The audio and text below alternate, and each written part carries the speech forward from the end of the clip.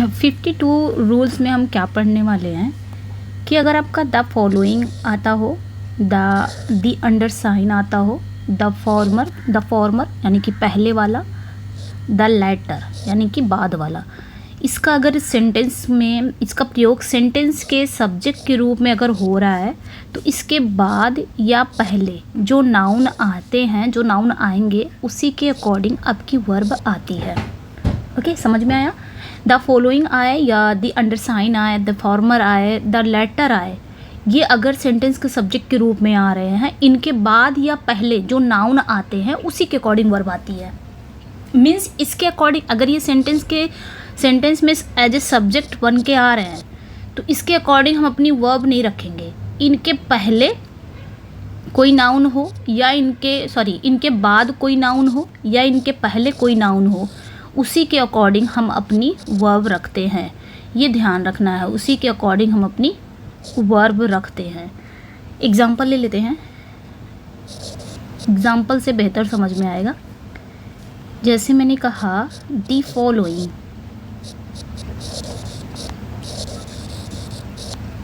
The following dash, fill in the blank कर देते हैं, the weather report, the weather report.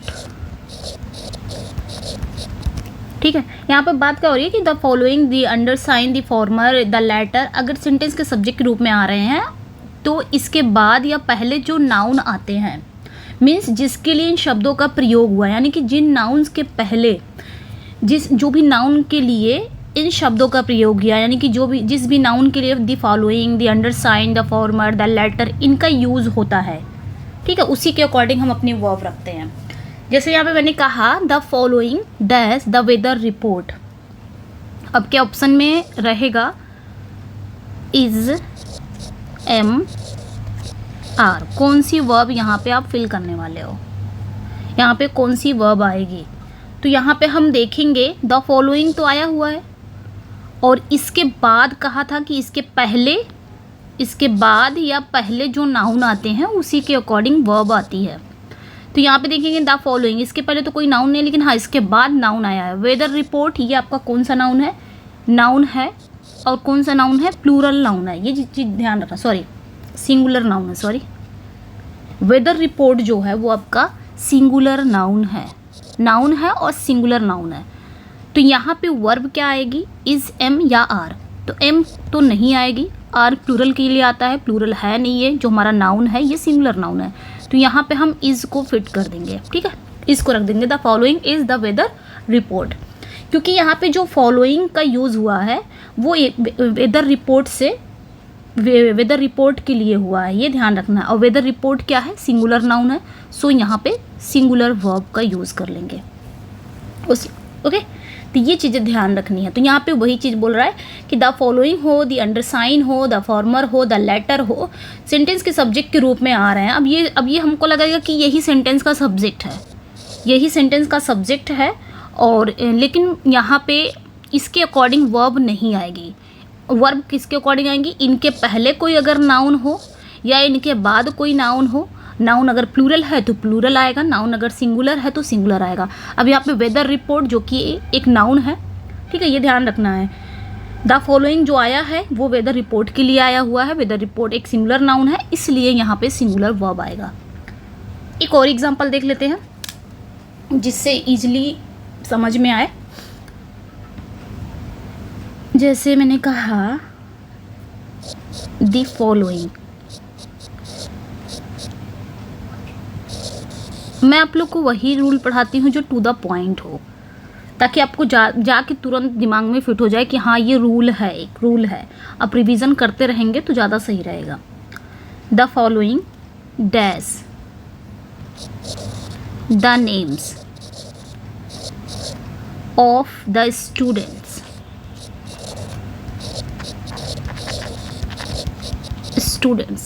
अब यहाँ पे बताना है द फॉलोइंग, यहाँ पे भी आया है the names of the students.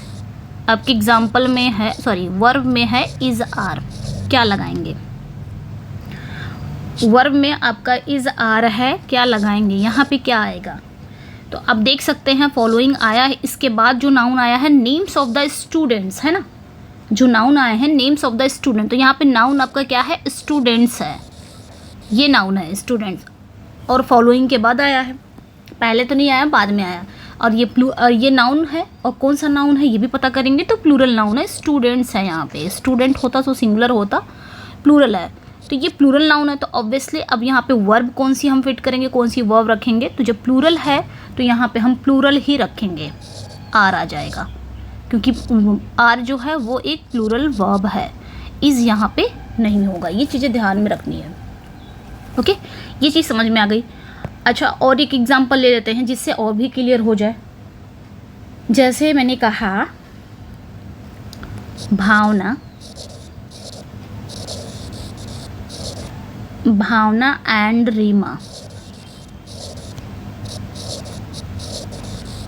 Bhavna and Reema are beautiful girls,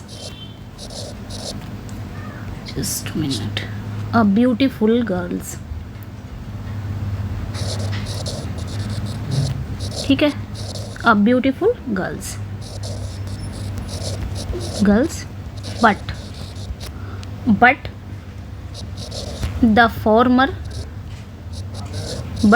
farmer dash more beautiful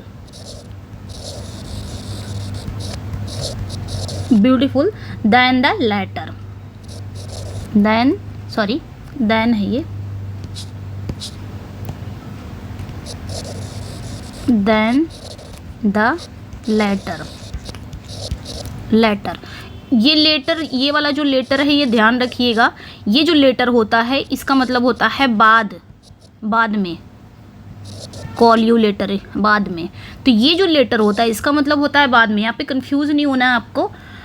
letter इसका मतलब होता है बाद में, और ये जो लेटर होता है LETTER लेटर, ये पत्र होता है, ठीक है, और ये जो लेटर होता है लेटर LATTER, इसका मतलब होता है बाद वाला,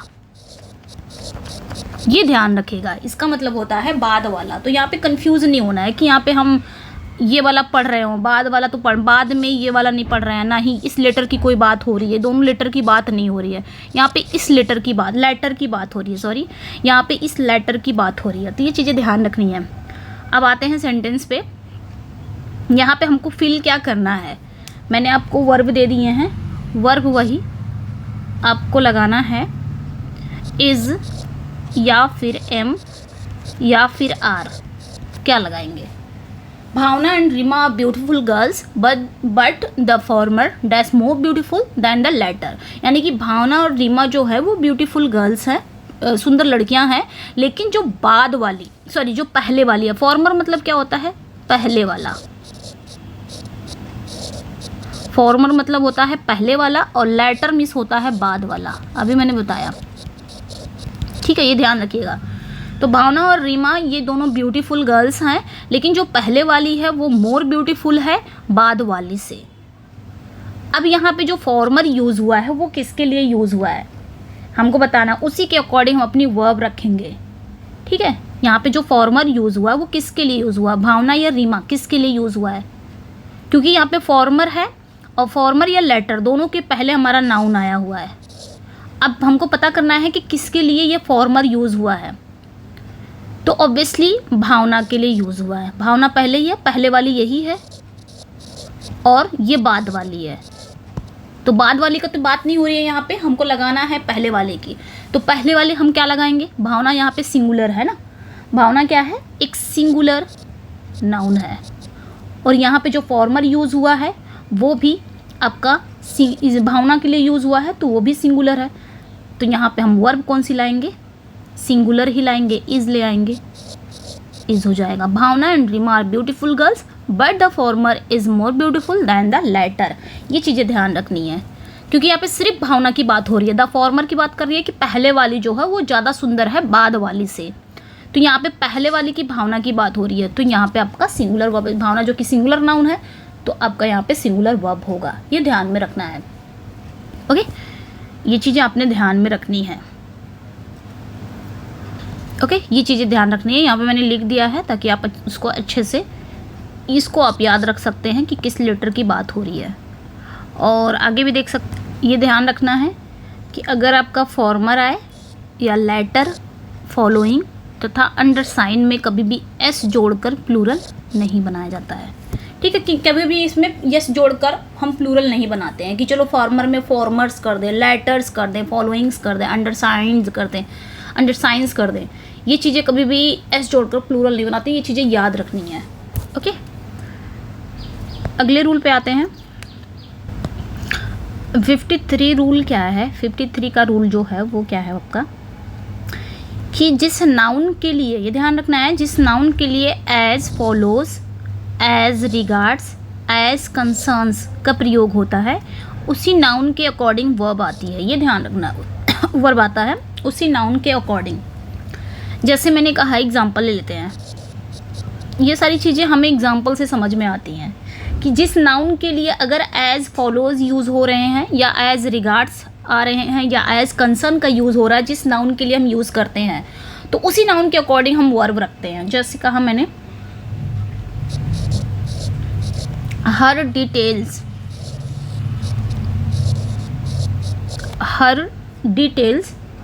डैश एज फॉलोज। ठीक है, एक और दे रहे एग्जाम्पल 2-3 दे रही हूँ। हर डिटेल्स डैश एज फॉलोज। ठीक है, ये चीज़ें ध्यान रखनी है। एक और दे रही हैं यहीं पे, हर डिटेल्स डैश एज फॉलोज। अब यहाँ पे बताना है कि वर्ब कौन सी आएगी। वर्ब मैं दे रही हूँ इज, आर, वही दे रहे हैं। ठीक है, यहाँ पे कौन सी वर्ब आएगी? हर डिटेल्स, ये जो है हर details dash as follows. As follows यहाँ पे भी आया है, एज फॉलोज यहाँ पे भी आया है। अभी मैंने बताया कि एज फॉलोज आए या फिर एज रिगार्ड्स आए या फिर एज कंसर्न आ रहा है, जिस नाउन के लिए आ रहा है, ये ध्यान रखना है, जिस नाउन के लिए आ रहा है उसी नाउन के अकॉर्डिंग ही वर्ब आएगी, ये ध्यान रखना है। तो यहाँ पे हर डिटेल्स, डिटेल्स क्या है? यहाँ पे डिटेल्स क्या है? एक नाउन है, ये एक नाउन है, और ये भी पता करना है कि कौन सी नाउन है। डिटेल्स है तो प्लूरल नाउन है, ये ध्यान रखना है। डिटेल्स है तो प्लूरल नाउन है, जो प्लूरल नाउन है तो वर्ब कौन सी आएगी? वर्ब कौन सी आएगी? यहाँ पे मैंने रख दिया इज़ और यहाँ पे मैंने रख दिया आर। दोनों सेंटेंस में कौन सा सेंटेंस यहाँ पे सही है? तो यहाँ पे मैंने बताया ना कि यहाँ पे एज फिलोज आया है, इस नाउन के लिए आया है। अब ये नाउन प्लूरल नाउन है तो वर्ब भी कौन सी आएगी? प्लूरल वर्ब आएगा। तो आर यहाँ पे करेक्ट है, प्लूरल वर्ब यहाँ पे है, और यहाँ पे जो वर्ब है वो सिंगुलर वर्ब है। सो ये गलत हो जाएगा और ये सेंटेंस आपका करेक्ट हो जाएगा, ये ध्यान रखना है। ये जो सेंटेंस है आपका करेक्ट हो जाएगा। ओके, ये चीज़ें आपको ध्यान रखनी है। एक और एग्जांपल लेते हैं, शायद उसमें ना समझ में आया हो। एक और एग्जांपल लेते हैं, जैसे मैंने कहा the old rates dash as follows. The old rates dash as follows. एक कहा the old rates dash as follows, इसको भी लिख देते हैं as follows। दोनों में, एक में इज डाल देते हैं, एक में चलिए ठीक है, एक में आर डाल देते हैं। अब बताना है इसमें से कौन सा आपका सेंटेंस सही है। तो यहाँ पे भी एज फॉलोज यूज़ हुआ है, यहाँ पे भी एज फॉलोज। जिस नाउन के लिए as follows, as regards, as concern use होता है, उसी नाउन के अकॉर्डिंग अपनी वर्ब आएगी। तो भाई यहाँ पे दोनों में यूज़ हुआ है, और यहाँ पे नाउन को पता करना है कि नाउन हमारी कौन सा, पहले नाउन पता करना है कि कौन सा नाउन है, और नाउन सिंगुलर है या प्लूरल है, ये भी पता करना है। तो यहाँ पे देख सकते हैं आप रेट्स, यहाँ पे भी रेट्स ही है। तो यहाँ पे आप देख सकते हैं ये रेट्स दोनों ही नाउन है। कौन सा नाउन है? दोनों ही नाउन है, कौन सा नाउन है, प्लूरल नाउन है, तो प्लूरल नाउन है तो प्लूरल वर्ब आएगा, सिंगुलर वर्ब है ये, सो ये गलत हो जाएगा, ये आपका सेंटेंस सही हो जाएगा, क्योंकि यहाँ पे प्लूरल नाउन है तो प्लूरल वर्ब आएगा। ये चीज़ें ध्यान रखनी है। ओके, ठीक है।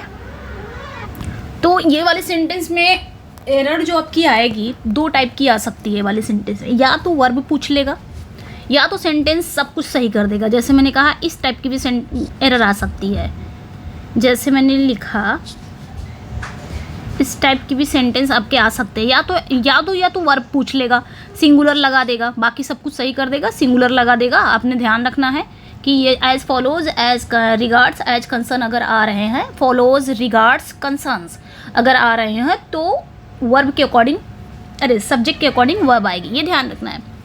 गलती और कहाँ पूछ सकता है, जैसे मैंने कहा द ओल्ड रेट्स, सब कुछ सही कर देगा, आर एज फॉलो। अब ऐसे करके एरर दे देगा तो आपको लगेगा कि शायद सही है ये, क्योंकि ऐसे ही मैम ने बताया था तो ऐसे ही सही होगा। लेकिन ध्यान दीजिएगा यहाँ पे ध्यान देने की बात है। 1 मिनट, यहाँ पे आपने ध्यान देना है, नोट कर लेना है ये चीज़ें कि एज फॉलो है, एज फॉलो हो गया, या फिर एज रिगार्ड हो गया, एज रिगार्ड हो गया, और एज कंसर्न हो गया। एज कंसर्न है, ये सारे ही आपके गलत हैं, ये ध्यान रखना है, ये सारे ही गलत हैं। As follow, as regard, as concern, ये सारे ही आपके गलत हैं, क्योंकि इसमें एस लगेगा ज़रूर से ज़रूर। एज फॉलोज हो जाएगा, एज रिगार्ड्स होगा, एज कंसर्न्स होगा, नॉट फॉलो, रिगार्ड या कंसर्न। मतलब इसमें कहने का मतलब है आपका एस आना चाहिए, जैसे कि यहाँ पे मैंने बताया है फॉलोज। तो ये भी ध्यान रखनी है, एरर यहाँ से भी पूछी जा सकती है, ठीक है, ये चीज़ें ध्यान में रखना है। ओके।